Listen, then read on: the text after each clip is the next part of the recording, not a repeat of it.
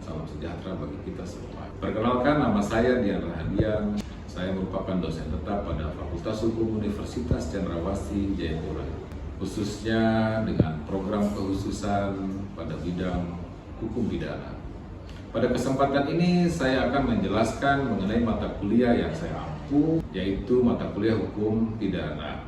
Hukum pidana merupakan mata kuliah yang mempunyai bobot SKS sebanyak 4 SKS. Hukum pidana mempelajari tentang konsep dasar hukum pidana seperti pengertian, sifat, fungsi, tujuan, pembagian dan sumber hukum pidana, kemudian tindak pidana, pertanggungjawaban pidana, sampai pada pemidanaan, pidana dan tindakan. Mata kuliah ini merupakan mata kuliah dasar dan untuk memahami secara komprehensif konsep ruang lingkup hukum pidana dan penerapannya di Indonesia. Selanjutnya, mata kuliah ini merupakan mata kuliah prasyarat juga untuk mata kuliah berikutnya seperti tindak pidana di dalam KUHP, tindak pidana di luar KUHP, sistem peradilan pidana, upacara pidana, dan lain sebagainya. Adapun capaian pembelajaran mata kuliah atau CPMK ini yaitu antara lain yang pertama, mampu menguasai konsep prinsip dasar ilmu dan teori dalam hukum pidana. Yang kedua, mampu mengidentifikasi permasalahan-permasalahan hukum pidana dan mentaati hukum pidana. Yang ketiga, mampu memahami asas-asas dalam hukum pidana. Yang keempat, mampu memahami dan menganalisis berbagai jenis tindak pidana dan unsur-unsur tindak pidana, pertanggungjawaban pidana dan pemidanaan. Yang kelima, mampu menjabarkan teori-teori hukum pidana dan bertanggung jawab atas keadilan. Sedangkan sub capaian mata kuliah atau sub CPMK atau kemampuan akhir tiap tahapan belajar yaitu pertama, mahasiswa mampu memahami dan menjelaskan tentang pengertian sifat, fungsi, dan tujuan hukum pidana serta pembagian hukum pidana dan sumber-sumber hukum pidana.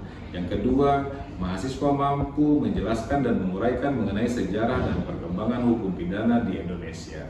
Yang ketiga, mahasiswa mampu memahami dan menjelaskan mengenai keterkaitan ilmu hukum pidana dengan bidang ilmu lainnya.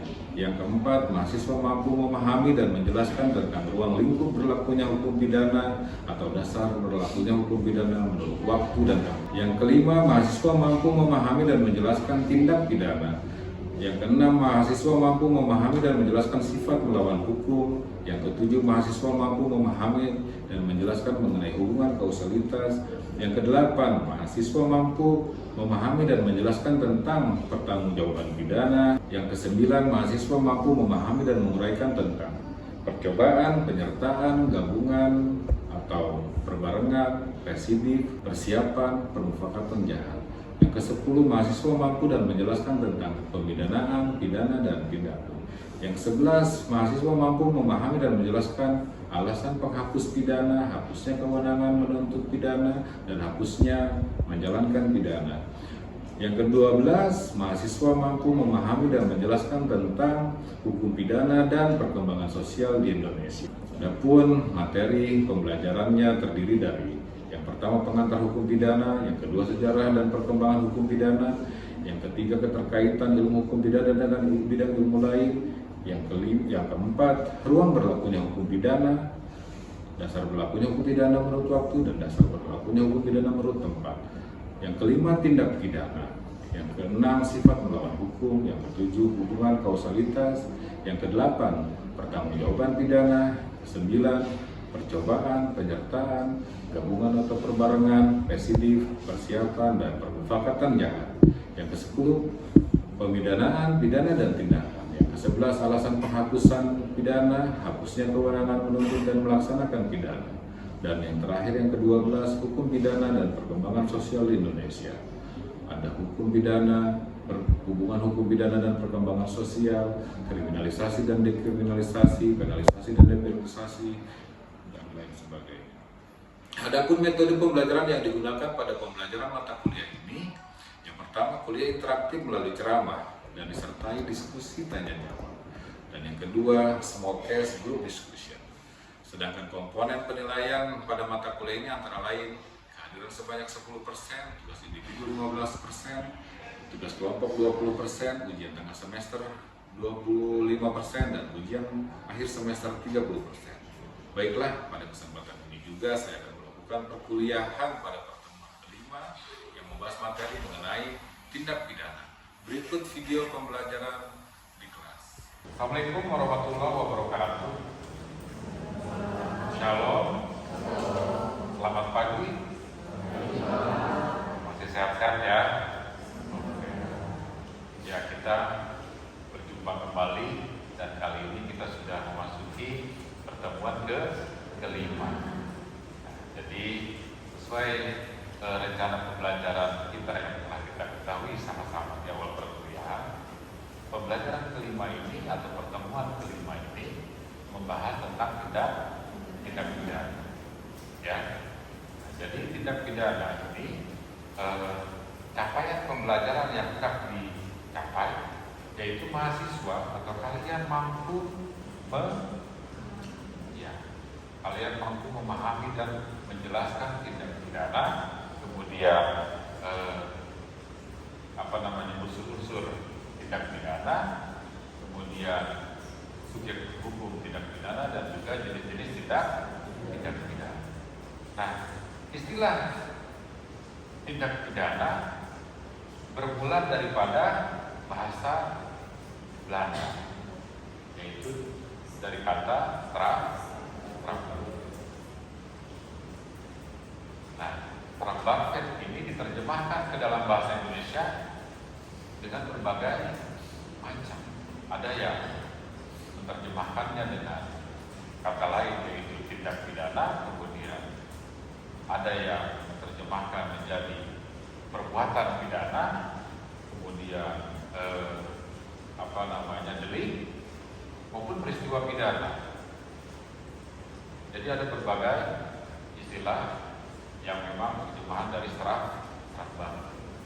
Nah, istilah asing lainnya yaitu dalam bahasa Inggris criminal offense atau criminal act atau crime. Sedangkan dalam bahasa Yunani atau bahasa Latin itu adalah actus reus atau delictu, ya. Kemudian dalam pengertiannya ya, tindak pidana itu memang tidak terlepas daripada aliran-aliran yang ada dalam hukum pidana. Yang kita ketahui kan, ada aliran monistis dan dualis. Nah, inilah berpengaruh terhadap pengertian tindak pidana juga mazhab ini atau aliran-aliran ini. Nah, dalam aliran monistis tidak memisahkan antara perbuatan. Jadi tindak pidana ini tidak memisahkan antara perbuatan criminal act dengan pertanggungjawaban, criminal responsibility. Dan juga dalam rumusan tindak pidananya mencakup unsur perbuatan atau akibat dan juga unsur kesalahan atau pertanggungjawaban. Begitu ya. Jadi digabungkan antara unsur perbuatan dan juga unsur kesalahan atau pertanggungjawaban. Berbeda dengan aliran dualistis. Jadi kebalikannya kalau aliran dualistis. Dalam aliran dualistis memberikan pengertian tindak pidana dengan memisahkan antara perbuatan atau criminal act dengan pertanggungjawaban, criminal responsibility. Begitu juga dalam rumusan tindak pidana. Hanya mencakup unsur perbuatan atau akibat. Jadi tidak memasukkan unsur kesalahan. Karena menurut pandangan aliran dualistis, tindak pidana terpisah dengan pertanggungjawaban pidana. Begitu. Kalau misalnya dalam kitab undang-undang hukum baru memang betul. Sekarang sudah dimuat apa itu yang dimaksud dengan tindak pidana di dalam pasal 12 KUHP nasional atau KUHP baru. Dan kalau pertanggungjawaban pidananya kalau tidak salah di pasal 36. Nah, pengertian tindak pidana dalam doktrin, kalau dalam aliran monistis, Bapak coba mengungkapkan pendapatnya Simon dan juga Van Hammond. Pendapat Simon memberikan pengertian tentang tindak pidana adalah tindakan atau kelakuan yang diancam dengan pidana yang bersifat melawan hukum yang berhubungan dengan kesalahan. Jadi yang berhubungan dengan kesalahan dan dilakukan oleh orang yang mampu bertanggung jawab. Jadi antara perbuatan dengan orangnya itu digabung ya. Kemudian kelakuan manusia nih, yang menurut Pak Hamel, kelakuan manusia yang dirumuskan dalam undang-undang melawan hukum yang patut dipidana dan dilakukan dengan kesalahan. Jadi antara perbuatan dengan kesalahannya dirumuskan secara bersama. Jadi memberikan pengertian yang mencantumkannya juga bertanggung jawab. Berbeda dengan pengertian tindak pidana yang dikemukakan oleh pakar yang beraliran dualistis. Menurut Mulyanto, tindak pidana adalah perbuatan yang dilarang oleh aturan hukum, kemudian larangan mana disertai dengan sanksi berupa pidana tertentu bagi barang siapa yang melanggar larangan tersebut. Dan juga Profesor Ruslan Saleh, perbuatan yang oleh aturan hukum pidana yang dinyatakan sebagai perbuatan yang dilarang.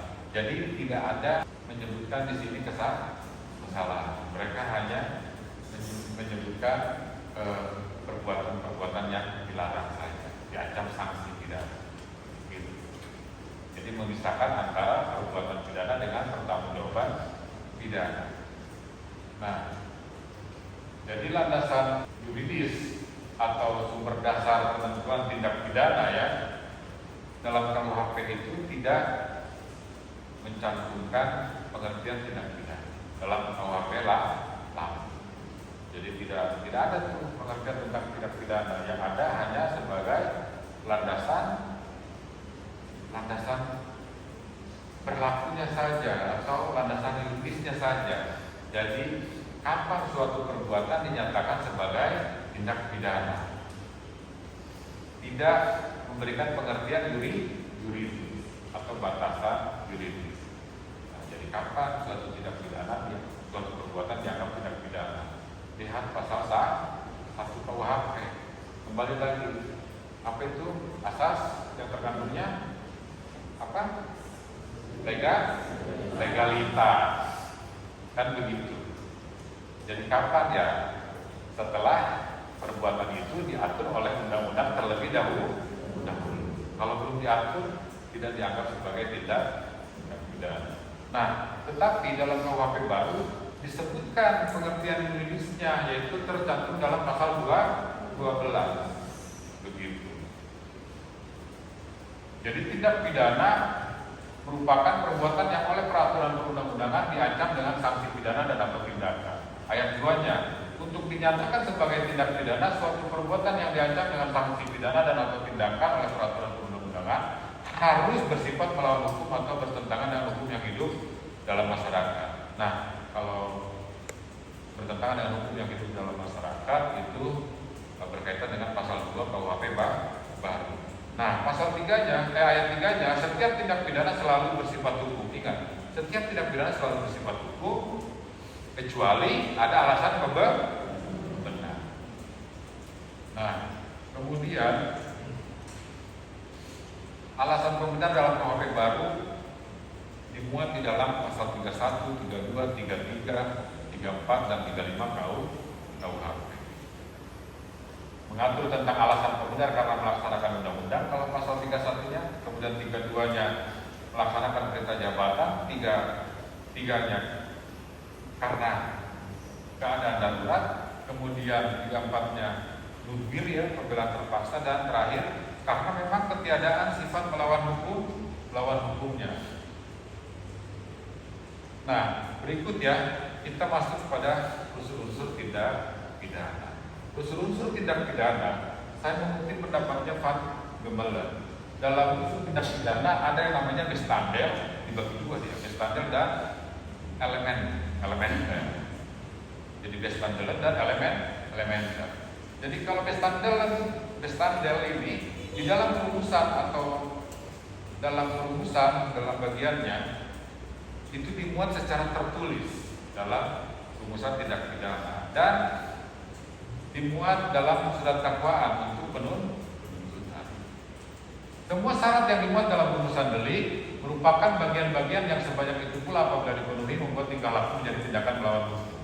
Tingkah laku yang dilarang jadi berisi tingkah laku yang dilarang. Kemudian ada yang namanya bagian subjektif, ada kesalahan, maksud, tujuan, niat, rencana, ketakutan. Ada yang namanya bagian objektif, secara melawan hukum, kausalitas, sebab akibatnya kausalitas. Kemudian bagian-bagian lain yang menentukan dapat dikenakan pidana, baik itu syarat tambahan atau keadaan, dan bagian yang memperberat atau mempertinggi pidana. Ya, gimana? Bertanya Bapak, seperti yang Bapak sampaikan di poin 4, bagian yang memperberat dan mempertinggi pidana. Saya ingin bertanya Bapak, apa saja yang termasuk memperberat atau mempertinggi pidana? Jadi bagus pertanyaannya ya. Apa saja bagian yang memperberat atau mempertinggi pidana? Jadi semisal kalau memperberat itu kalau dalam kasus misalkan pembunuhan, ada pembunuhan biasa, pembunuhan berencana, seperti itu ya. Ada juga dalam kasus penganiayaan, ada biasa misalnya atau mengakibatkan kematian. Atau ada satu lagi kasus pencurian dengan kekerasan, itu kan merupakan pemberat pidana. Jadi pidananya menambah tinggi. Itu bagaimana? Mengerti ya? Yang lain juga ya? Jadi ada kualifikasi yang ditambahkan. Terus kemudian di luar perumusan unsur ya. Jadi elemen ini, yang satunya elemen itu tidak tertulis di dalam rumusan tindak pidana, tetapi merupakan juga syarat dapat dipidananya. Jadi tidak dimuat juga dalam surat dakwaan. Apa saja secara melawan hukum dapat dipersalahkan dan juga dapat dipertanggungjawabkan. Jadi kalau secara melawan hukum kan tentu saja tadi setiap perbuatan harus bersifat melawan hukum, kecuali ada apa? Alasan pembenar. Nah, unsur-unsur tindak pidana juga ada yang namanya unsur dibagi dua ya, unsur objektif maupun subjektif. Jadi unsur objektif, unsur yang di luar manusia atau di luar diri si pelakunya, yang berarti berupa apa? Perbuatan, tindak tanduk, akibat tertentu atau keadaan di mana tindakan atau perbuatan dilakukan. Kemudian contohnya apa saja unsur perbuatan itu?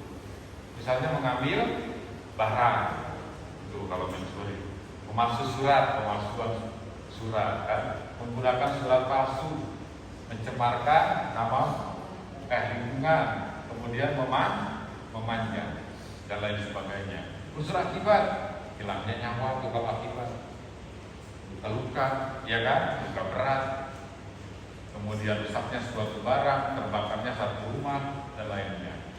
Unsur melawan hukum, mengambil barang secara melawan hukum. Jadi ada pasal-pasal yang memang ada ditulis mengambil barang secara melawan hukum, kemudian barang siapa tanpa.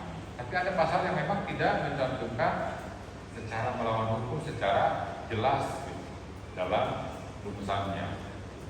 Terus kemudian unsur keadaan yang melekat pada perbuatan, misalnya pencurian yang dilakukan pada suatu rumah pada malam hari, itu kan pemberatan, pencurian dengan pemberatan.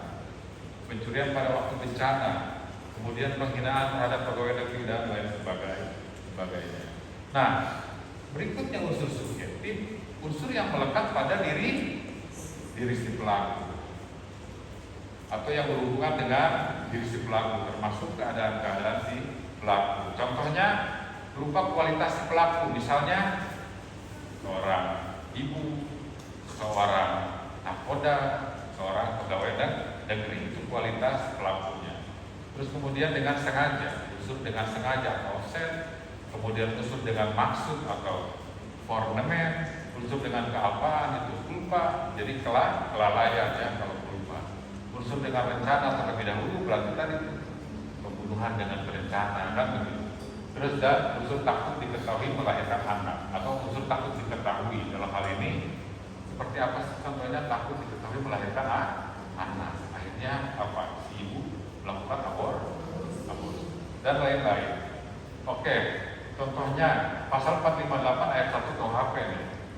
Setiap orang, ini KUHP baru ya, setiap orang yang merampas nyawa orang lain dipidana karena pembunuhan. Ini pasal 458 ayat 1. Kalau di KUHP lama, pasal 338 dengan pidana penjara paling lama 15 tahun. Nah, unsur-unsur deliknya supaya kalian lihat ya, unsur-unsur delik.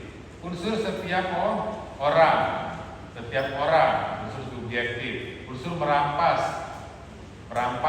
unsur objektif karena tadi tindakan. Kemudian nyawa orang lain, ini berakibat nyawa orang lain, unsur nyawa orang lain, unsur objektif. Sedangkan selebihnya bukan merupakan unsur delik, tetapi kualifikasi delik dan ancaman pidana yang dijatuhkan, begitu ya. Selanjutnya pasal 476 KUHP baru, setiap orang yang mengambil suatu barang yang sebagian atau seluruhnya milik orang lain dengan maksud dimiliki secara melawan hukum dipidana karena pencurian. Ini pasal pencurian, pidana penjaranya 5 tahun paling tinggi ya.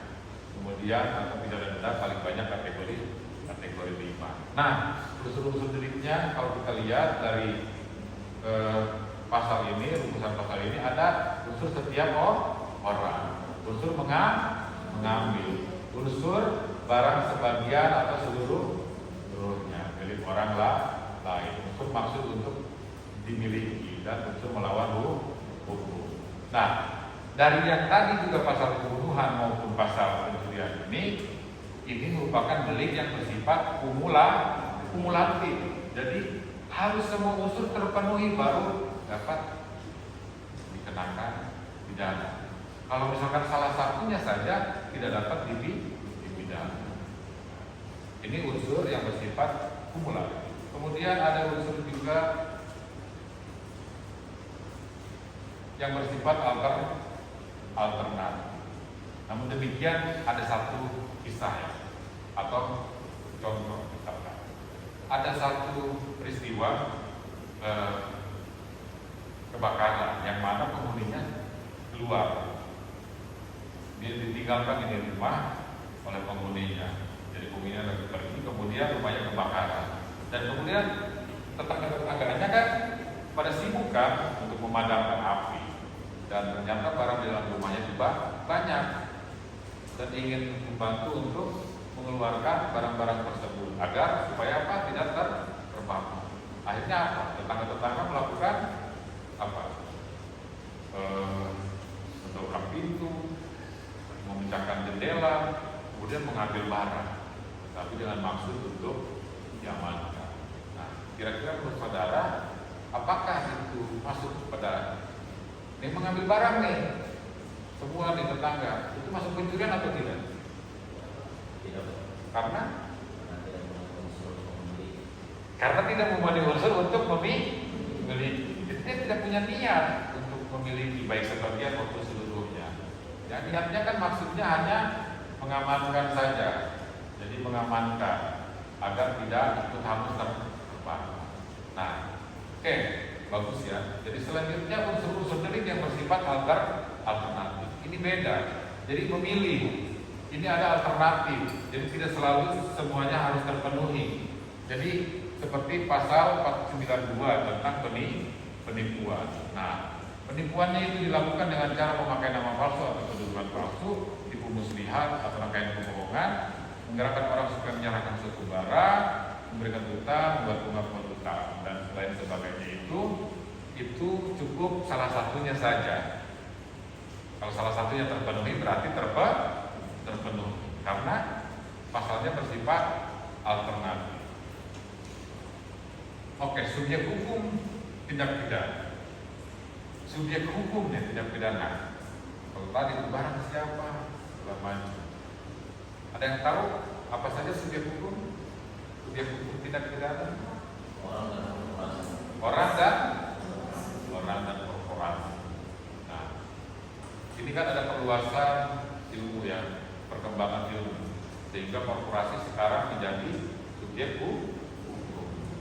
Dulu yang hanya ada dalam undang-undang di luar KUHP, sekarang diakomodir. Ada pertanggungjawaban juga mengenai korporasi.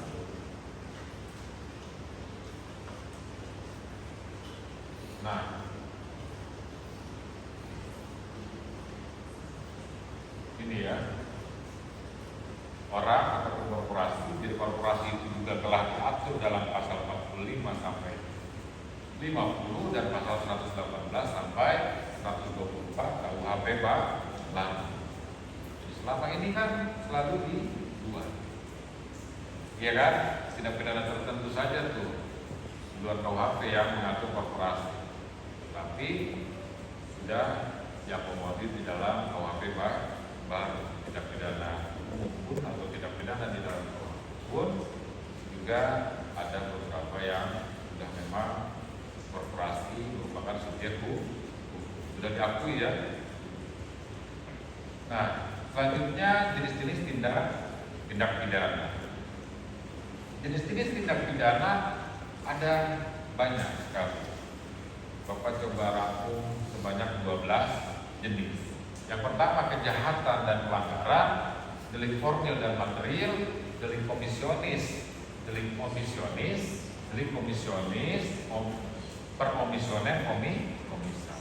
Kemudian delik biasa dan delik aduan, delik sengaja dan delik alfa atau kealpaan, delik konkret atau juga delik abstrak, kemudian delik umum, khusus, dan juga ada tuh delik politik.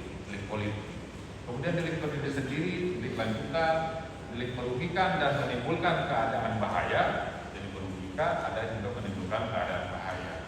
Delik tunggal juga ada dan delik gabungan. Delik persiapan, delik percobaan, delik selesai dan delik berlanjut. Delik sederhana dan delik terkualifikasi. Oke. Sampai di sini ada pertanyaan? Ada? Kamu? Ya.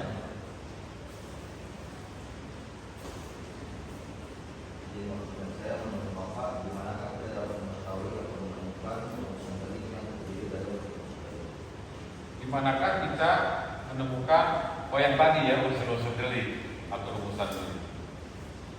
Ada yang tahu jawabannya? Jadi pertanyaannya bagus. Kalau kita mau menentukan rumusan unsur-unsur delik, itu harus dengan cara melihat rumusan deliknya. Dengan melihat baru bisa mengidentifikasi unsur-unsur delik. Kalau tanpa melihat rumusan deliknya, ya bagaimana mengetahui unsur-unsur deliknya? Jadi dengan dibaca, kemudian identifikasi mana yang unsur objektif, mana yang unsur subjek, begitu ya. Jadi mana yang unsur itu bersifat alternatif, mana yang kumulatif, seperti itu. Bagus ya. Nah, tadi mengenai jenis-jenis delik ini, tindak pidana ini, Bapak menugaskan kepada kalian semua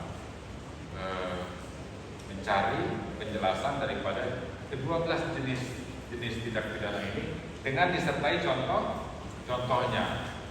Dan jangan diketik ya, ditulis tangan aja. Tulis tangan di kertas double folio. Begitu. Kemudian ditulis identitas saudara ya. Begitu, seperti biasa kalau menulis tugas. Nah, terus dikumpul di pertemuan berikutnya. Oke. Ada pertanyaan sebelum Bapak akhiri? Ada lagi? Tidak ada. Oke, kita cukupkan pertemuan kita kali ini dan sampai ketemu di pertemuan berikutnya. Ya, selamat pagi ya atau menjelang siang. Terima kasih. Shalom. Assalamualaikum warahmatullahi wabarakatuh.